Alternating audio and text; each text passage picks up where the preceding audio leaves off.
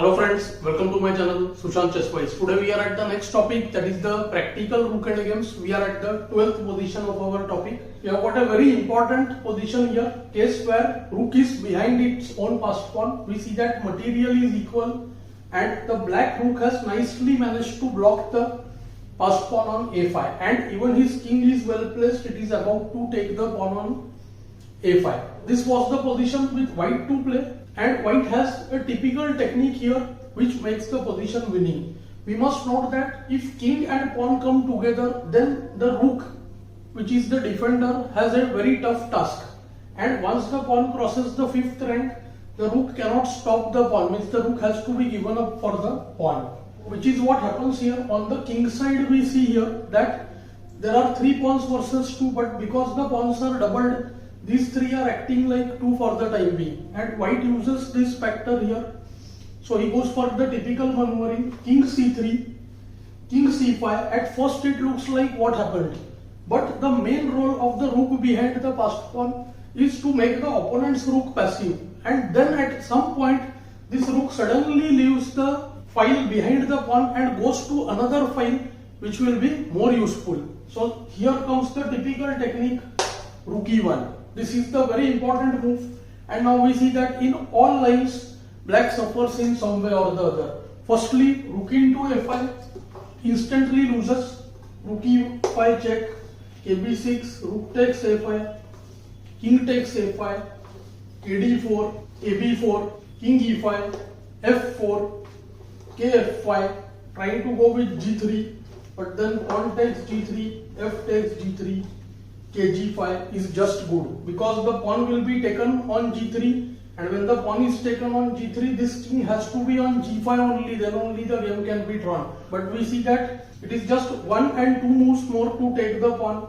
Even if it is black's move, black requires 3 moves to come on g5, which is not possible. So after ke5, kg4, kd5, kg3, ke5, kg4, kf6, kh5, and white will win this endgame very easily. After kg7, kg5 is best. Similarly, kb5 is also blunder. kb5 just allows re5 check, king f4, rook takes f5, and black will lose one more pawn on the king side. Perhaps the best chance is to protect the f5 pawn here. Rook f6, we will look at that, and there is the other move, kd5, which stops re5.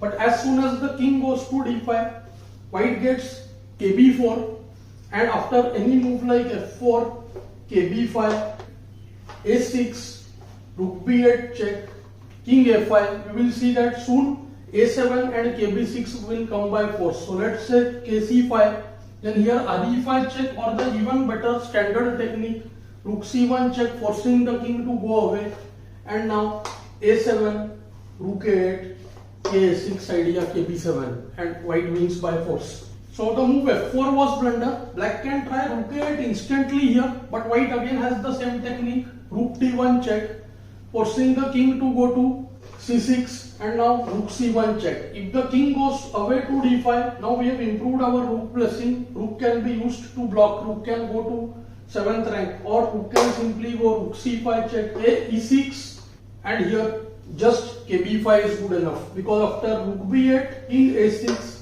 rook a8, kb7, and white will win. And here after any other move also, rook will come to c5, let's say kb7, then also rook will come to c5, and white has the choice of taking the king to the king side or trying to push his pawn with kb5 and a6. So white will win easily out here also.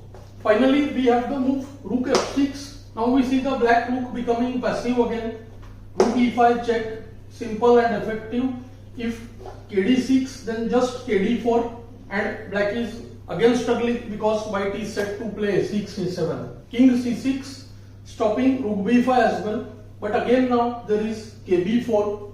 If kb7, then kb5. Next would be rook e7 check, and white should be able to convert the game very easily. After rook f7, white has multiple ways. One of the ways could be to get the king to c5, d5, e6, and win the pawns on the king side. Also there is the possibility of going rook e6, using the rook to trade from the 7th rank. So kc5, kd6 RE7 check could be another way. So white wins here very easily. Knowledge of such positions can help us in extreme time trouble situations as well, and it improves our overall endgame technique. I hope you will find the lesson useful and instructive. Thanks for your time.